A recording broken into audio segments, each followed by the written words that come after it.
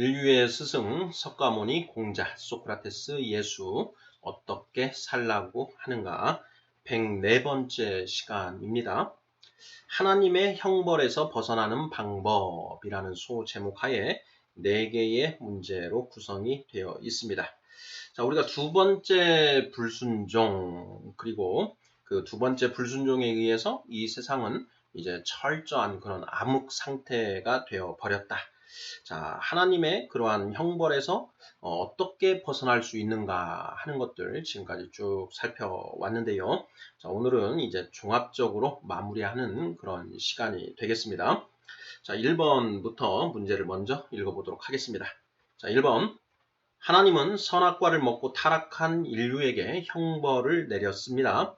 타락한 인류는 하나님의 형벌에도 순종하지 않았고 온 세상은 부패하여 포악함으로 가득하게 되었습니다.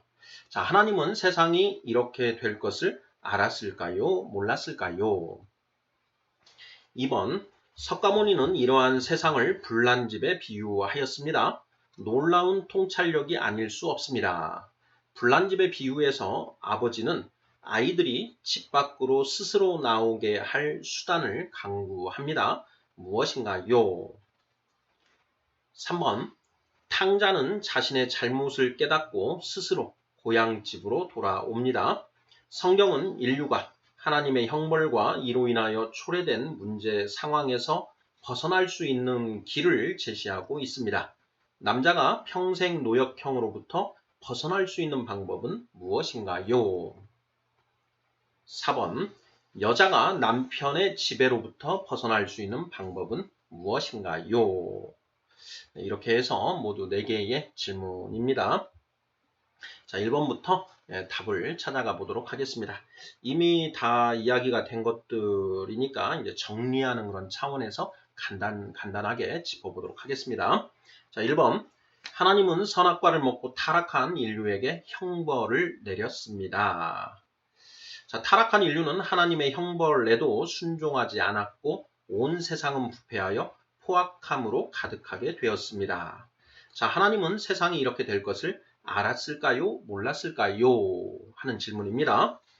자, 그 앞부분에 선악과를 먹고 타락한 인류에게 하나님이 형벌을 내리셨죠. 남자에게는 평생 노역형을, 자, 여자에게는 임신, 출산, 고통, 가중형과 그리고 남편의 지배를 받는 형벌을 내리셨습니다. 자, 그런데 선악과를 먹고 타락한 인류, 원죄를 가지게 된 그 인류. 자, 원죄는 사람이 각자 스스로 옳고 그름을 판단하는 것이죠. 각자 스스로 옳고 그름을 판단하게 된 인류는 천상천하 유아 독존적 실존을 가지고 태어나게 된다라고 했습니다. 자, 내가 세상의 중심이고, 자, 내 뜻대로 살고자 하는 것이 인간의 그 원죄를 가지게 된 인간의 그 모습이다라는 것이죠. 자, 그러한 인간은 당연히 이러한 하나님의 형벌에 순종하지 않습니다. 하나님이라는 존재 자체를 인정하지 않고 하나님을 찾으려고도 하지 않고 알려고도 하지 않는다라는 것이죠. 자, 그러한 인류는 결국 이러한 그 하나님의 형벌에 불순종으로 나아가게 되고 그 결과 이 세상은 온통 부패해버리고 또 포악함으로 가득하게 되었다. 그래서 우리가 살고 있는 이 인간 사회를 보면 무한 경쟁, 약육강식, 적자 생존의 그런 그 살벌한 그런 전쟁터로 변해 있다라는 것이죠. 자, 하나님은 세상이 이렇게 될 것을 알았을까요? 몰랐을까요? 이렇게 질문을 하고 있습니다. 자, 우리 시청자분들께서는 어떻게 이 문제에 답을 하시겠는지요? 네. 그 성경을 이제 그 해석을 할 때, 크리스찬들, 그 하나님을 이제 믿고 이 성경 말씀을 하나님의 말씀이다라고 이제 믿고 나아가는 그런 기독교 신자들의 경우에는 하나님의 10가지 속성을 이제 전제하고 그 성경을 이제 읽어갑니다. 이해하려고 하는 것이죠. 그 하나님의 10가지 속성이 무엇이냐?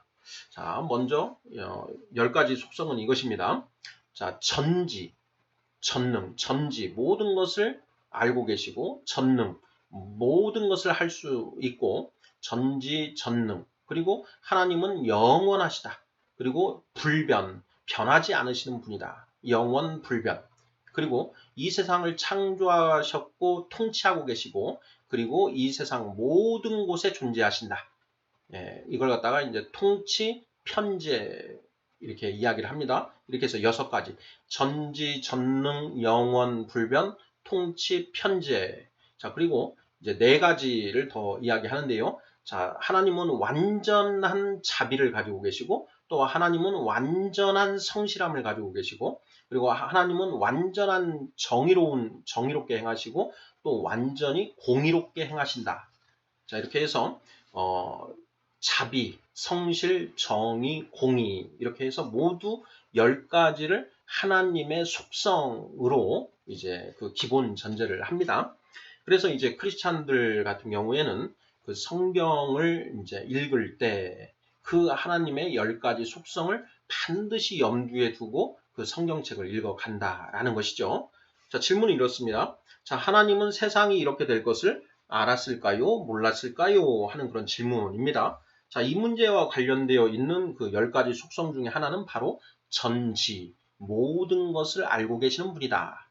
자, 모든 것을 알고 계신다. 그렇기 때문에 하나님은 이 세상이 이렇게 될 것을 알고 계셨다라는 것이죠. 예, 이걸 전제로 해서 이제 성경을 읽어간다라는 것입니다.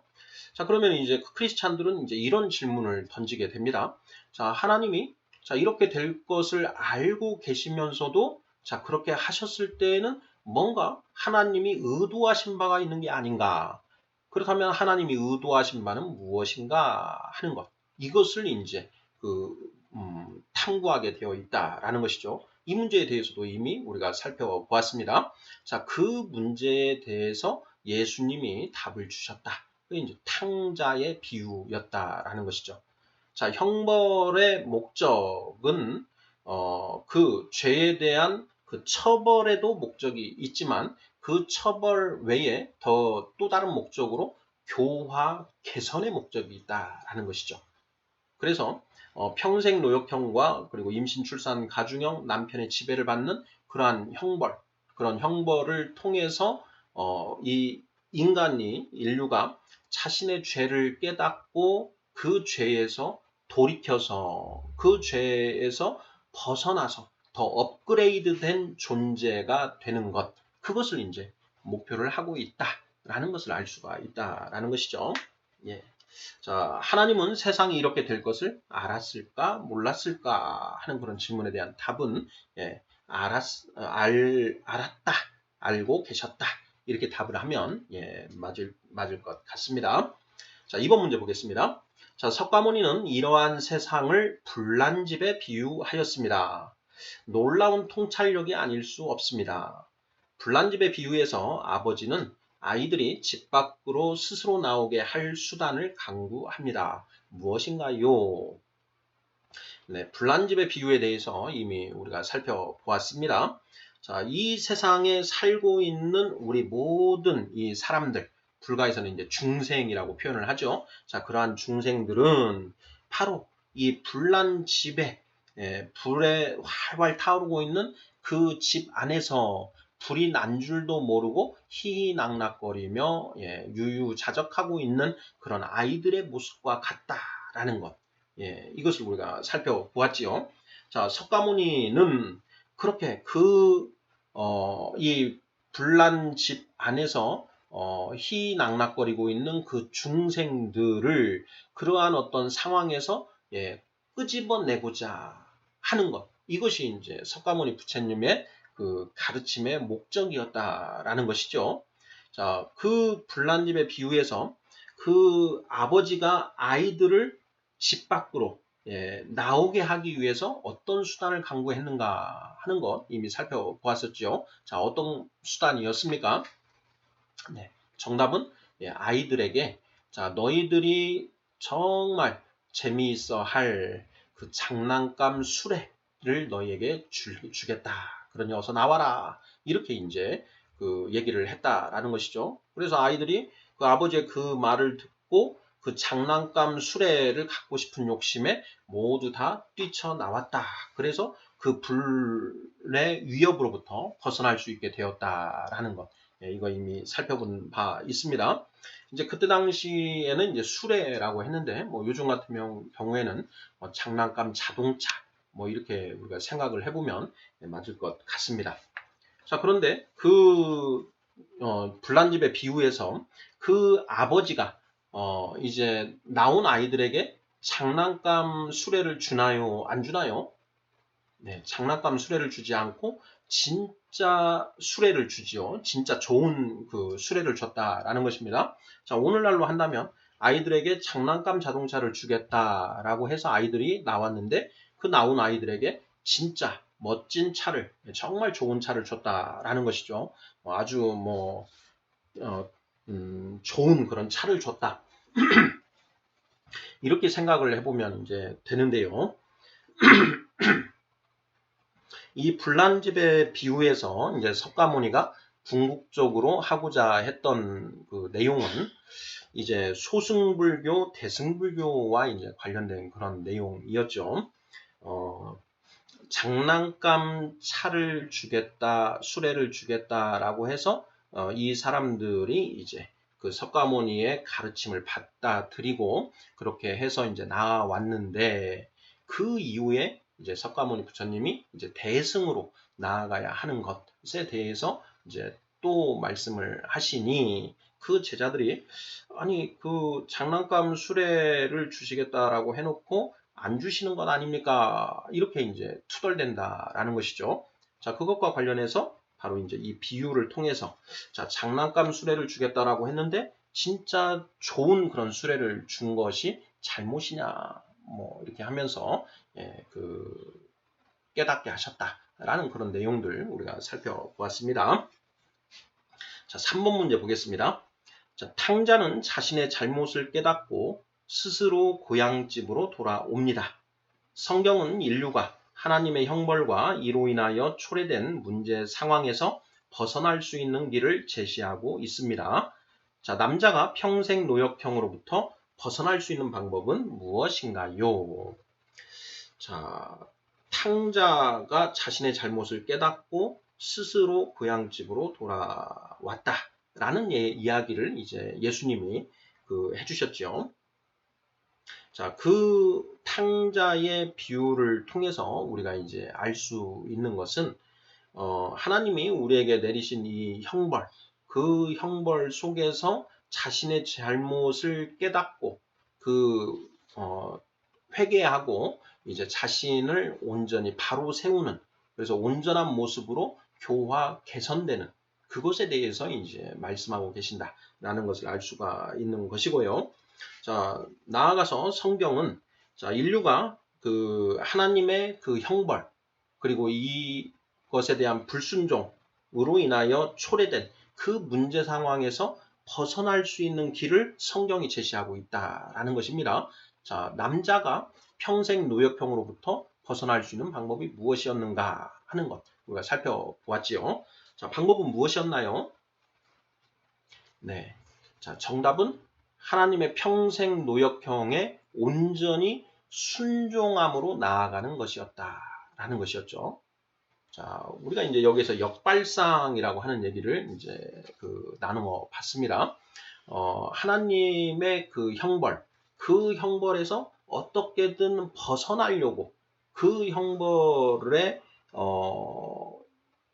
벗어나려고 하는 어떤 그런 방법을 모색하는 것이 우리 인류의 남자들의 그런 모습인데, 자, 성경은 그 불순종으로 나아가는 것이 아니라 오히려 그것에 순종함으로 나아가면 그 저주 상태로부터 벗어날 수 있다라는 것을 이제 이야기하고 있다라는 것이죠. 자, 이것을 뒷받침하는 이제 성경 말씀들 한번 찾아봤습니다. 신약 성경에 이제 그런 내용들이 있었는데요. 자, 골로새서 3장 23절을 보면 이런 말씀이 있습니다. 무슨 일을 하든지 마음을 다하여 주께 하듯 하고 하나님께 하듯 하고 사람에게 하듯 하지 말라 하는 그런 말씀이 있습니다. 자, 하나님이 인간에게 평생 노역형을 이제 내리셨죠. 자, 그러면 우리가 하고 있는 그 일들은 하나님이 우리에게 주신 일이다. 물론 이제 합법적인 일들에 한정해서 봐야 되겠지요. 자, 우리에게 주어진 그 일들이 하나님이 우리에게 주신 일이기 때문에 자, 우리가 무슨 일을 하든지 마음을 다하여 하나님께 하듯 하고 사람에게 하면 안 된다. 이런 말씀이 이제 성경에 있다라는 것입니다. 자, 그리고 그 마태복음 6장 31, 33절에는 이런 내용이 있었습니다. 자, 그러므로 염려하여 이르기를 무엇을 먹을까, 무엇을 마실까, 무엇을 입을까 하지 말라. 이는 다 이방인들이 구하는 것이라. 너희 하늘 아버지께서 이 모든 것이 너희에게 있어야 할 줄을 아시느니라. 그런즉 너희는 먼저 그의 나라와 그의 의를 구하라. 그리하면 이 모든 것을 너희에게 더하시리라. 이것도 이제 예수님이 하신 말씀인데요. 자, 무엇을 먹을까, 무엇을 마실까, 무엇을 입을까 하는 이 문제, 먹고 사는 문제, 이 문제가 우리 인생들의 이제 그 궁극의 어떤 문제점들 해결해야 되는 그런 문제점들 아니겠습니까? 뭐 목구멍이 포도청인지라 뭐 이런 표현들 우리가 그 많이 사용하고 있다라는 것이죠. 그리고 우리가 하는 모든 일들이 결국은 이 먹고 사는 문제를 해결하기 위해서 하는 일들이다라는 것입니다. 그것이 이제 기본적으로 해결이 되어야 그 다음에 또 다른 가치를 이제 추구하게 되는 것이고 일단 기본적으로는 이 먹고 사는 문제를 해결하는 것 그것이 우리에게 주어진 첫 번째 과제다라는 것이죠. 자, 그런데 이 예수님은 자, 이 뭐라고 말씀을 하시느냐? 자, 무엇을 먹을까, 무엇을 마실까, 무엇을 입을까 하지 마라. 들의 백합화를 봐라. 하늘을 나는 새를 봐라. 그것들은 뭘 뿌리고 그 가꾸지 않아도 다 먹고 그리고 들의 백합화는 뭐 하지 길쌈도 하지 아니하여도 그 어떤 인간이 만든 옷보다 더 멋진 그 옷을 입지 않느냐 이런 이제 그 말씀을 하시면서 너희는 사람은 그러한 그 들의 그 새와 그 들의 백합화보다 더 귀한 존재이다. 하나님이 너희를 입히고 먹이시지 아니하겠느냐라는 이제 그런 말씀을 하시는 것이죠. 그러면서 자, 너희는 먼저 그의 나라와 그의 의를 구하라. 그리하면 이 모든 것을 너희에게 더하시리라. 이렇게 이제 말씀하십니다. 여기에서 그의 나라와 그의 의를 구하라. 하나님의 나라와 하나님의 의를 구하라 라고 말씀하셨는데 자, 그 하나님의 나라와 그의 의를 구하는 것에는 하나님이 인류에게 내린 남자들에게 내린 평생 노역형에 순종하는 것도 당연히 들어간다라는 것이죠. 자, 하나님이 벌을 내리셨습니다. 자, 그 벌에 순종하는 것이 하나님의 뜻에 따르는 것이다 라는 것이죠. 그래서 자, 너희가 먼저 그의 나라와 그의 의를 구하면 이 모든 것 먹고 마시고 입는 그런 모든 것들을 너희에게 더하실 것이다 라고 이렇게 이제 말씀하고 계신다라는 것입니다. 자, 데살로니가 후서 3장 10절부터 12절에는 이런 말씀이 또 쓰여져 있습니다. 읽어보겠습니다. 자, 우리가 너희와 함께 있을 때에도 너희에게 명하기를 누구든지 일하기 싫어하거든 먹지도 말게 하라 하였더니 우리가 들은즉 너희 가운데 게으르게 행하여 도무지 일하지 아니하고 일을 만들기만 하는 자들이 있다 하니 이런 자들에게 우리가 명하고 주 예수 그리스도 안에서 권하기를 조용히 일하여 자기 양식을 먹으라 하노라 이렇게 되어 있습니다. 자, 여기에서 자, 우리가 이제 많이 들어본 표현 자, 일하기 싫어하거든 먹지도 말게 하라. 일하지 않는 자 먹지도 말라 이런 이제 그 표현이 있는데요. 그것이 이 성경에서 나왔다라는 것입니다. 데살로니가 후서 3장 10절이고요. 자, 그리고 그 12절에 이렇게 있는 것이죠. 자, 조용히 일하여 자기 양식을 먹으라. 자, 이 표현이 바로 평생 노역형에 온전히 순종하라라는 이제 그런 그 말씀으로 우리가 이해할 수 있겠다라는 것이죠. 자, 남자가 평생 노역형으로부터 벗어날 수 있는 방법은 무엇인가요? 하나님의 형벌에 온전히 순종함으로 나아가는 것. 그것이 바로 그 하나님의 저주로부터 벗어날 수 있는 방법이다라는 것입니다. 자, 마지막 4번 문제. 자, 여자가 남편의 지배로부터 벗어날 수 있는 방법은 무엇인가요? 자, 여자에게 내려진 형벌은 임신과 출산의 고통이 크게 더하여지고, 자, 남편을 원하는데 남편은 아내를 다스리려고만 하는 그 형벌을 받게 되었다라는 것이죠. 자, 이것이 하나님의 형벌 상태, 저주 상태라는 것은 우리가 이미 언급한 바 있습니다. 자, 그 상태에서 벗어나는 게 이제 당연한 것인데 어떻게 해야 그것으로부터 벗어날 수 있는가 하는 그 방법과 관련해서 자, 성경이 제시하는 방법은 우리 인간이 생각하는 것과는 그 완전히 차원이 다르다라는 것이죠. 자, 하나님의 생각과 인간의 생각은 다르고 하나님의 길과 인간의 길은 다르다. 자, 하나님의 생각과 길이 훨씬 더 차원이 높고 인간의 생각과 인간의 길은 아주 그 땅바닥에 있다. 이런 그런 입장에서 성경이 제시하는 방법은 참 우리가 인간의 머리로는 생각하기 어려운 그런 내용이었다라는 것도 우리가 살펴보았습니다. 자, 어떤 내용이었습니까? 네, 그 하나님의 형벌에 온전히 순종함으로 역시 나아가야 한다라는 것이었죠.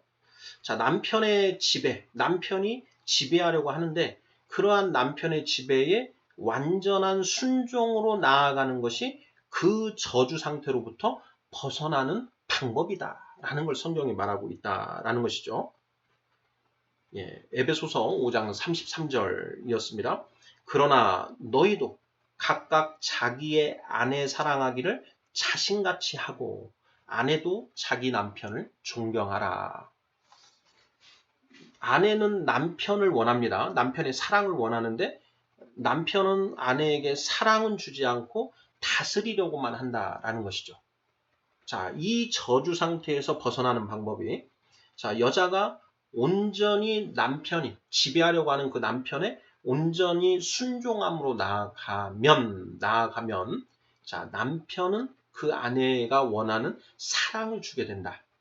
그래서 이 타락 이전에 남자는 부모를 떠나 아내와 한 몸을 합하여 한 몸을 이루는 서로 벌거벗었지만 전혀 부끄러워하지 않는 그런 한 마음 한 뜻의 상태로 회복되게 된다라는 것. 그것을 이제 성경이 이야기하고 있다라는 거 우리가 살펴봤습니다. 자, 우리는 그러한 어떤 그 남편의 지배 상태, 가부장적인 어떤 그 모습을 혁파하기 위해서 남녀 평등을 이야기하고 남존여비의 타파를 이야기하는데 성경이 제시하고 있는 하나님이 제시하는 방법은 완전히 그 역발상 우리가 생각할 때 완전히 다른 어떤 것이었다라는 것이죠. 아내는 남편에게 온전히 순종하고 남편은 아내가 원하는 사랑을